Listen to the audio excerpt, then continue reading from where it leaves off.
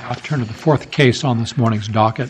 That is case number 103677, State of Kansas v. Adam L. Hand.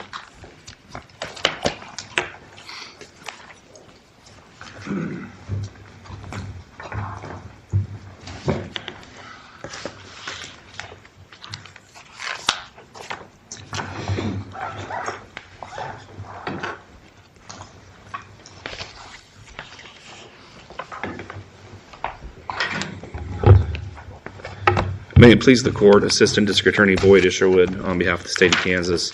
And I'd like to reserve 3 minutes rebuttal time, if I could, please. 3 minutes is granted. Thank you. Well, obviously the previous case was about restitution. I like some of the things I heard. I heard generally that we need to look at the facts of the case as they come before us. I also heard from Justice Beyer, I believe, that the statute is broad. Justice Rosen, I heard that the primary purpose is to make the victim whole, and I think that those comments mimic Judge Liebman's dissent in our case. And I really do think that's all the district court judge was doing in this case, was working within the statutory provision, finding that the surcharges were caused by the defendant's action, and then trying to make the victim whole. And other than that, I'm not quite sure how I can advance this case, so I'll open myself up to questions on the matter. We're talking about the premium increase. We talked earlier about causation. If the television had been stolen and there had been no claim submitted to the insurance company, then the loss would have been the value of the television. Right? I think that's all. I think the victim would have lost the TV, and that's all there would have been. And so why isn't the efficient intervening cause of the loss here the submission of the claim to the insurance company? Well, I guess the two answers to that question. One, I think another thing we heard before is we're not really supposed to be reducing these down to civil claims, and I think that's what we're doing when we engage in that type of an analysis. And I don't know that that's an intervening cause such that it would cut off all liability, even in a civil case, such that it would cut off all liability on the part of the defendant. In other words, I think that it just breaks down. We know, or I think I know, that that's not a common occurrence on homeowners insurance to have a surcharge for claims.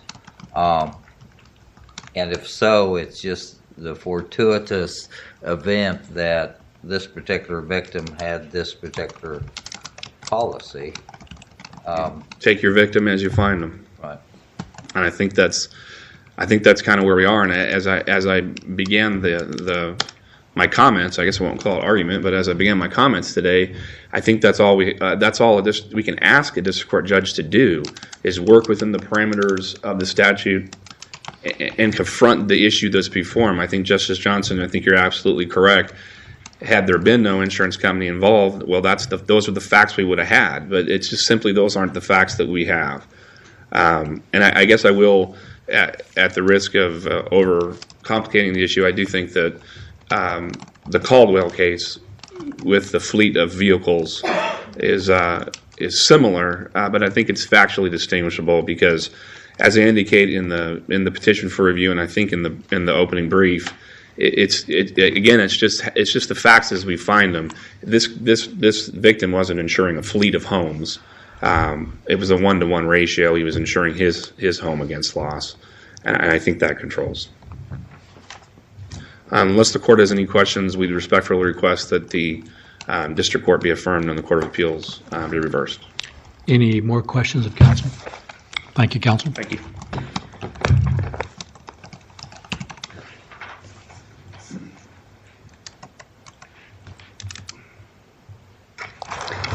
May it please the Court, Joanna Labastida of the Kansas Appellate Defender Office for the appellant Adam Hand. Just in response to Justice Johnson's comment about the intervening cause of filing the claim, I would have to agree that that precludes the court from ordering that restitution of the surcharge. It's not the defendant. But what about the argument that you take your victim as you find them? If you're driving your automobile and you disable or kill a 30-year-old male with 5 children, your damages are going to be a great deal more than if it happens to be a 100-year-old retired person. I mean, that's just the nature of the beast. Is the damages you owe are often dictated by the particular victim. And I don't know if that's blurring the line between the civil damages that could be requested and criminal restitution that's associated with this case. It's not a civil case, but the concept, if you consider restitution as making the victim whole, that concept is common between both of those scenarios. And so why shouldn't the culprit have to make the victim whole? I agree that that is the primary consideration for restitution, and the insurance company made the victim whole. And it's not, for lack of a better term, the defendant's fault that the victim has a really bad insurance company that is going to charge him what I agree is probably not a common surcharge. I would think that if you have that insurance for your protection and you're not expected to turn around and pay that back again, essentially. I don't know the value of the television, but I would assume that basically the victim is paying for that over and over and over again with the surcharge. I think that the better way for the district court to have made the victim whole is by the fair market value of the television that was actually stolen, because we don't know what that surcharge is encompassing. It could be the crime rate of the neighborhood, anything particular about the house. I'm not a homeowner, so I don't know what is encompassed in those homeowner insurance policies. But I think the proper way to make the victim whole in this case is the fair market value of the television. Is there anything in the record that indicates whether the insurance company was subrogated to the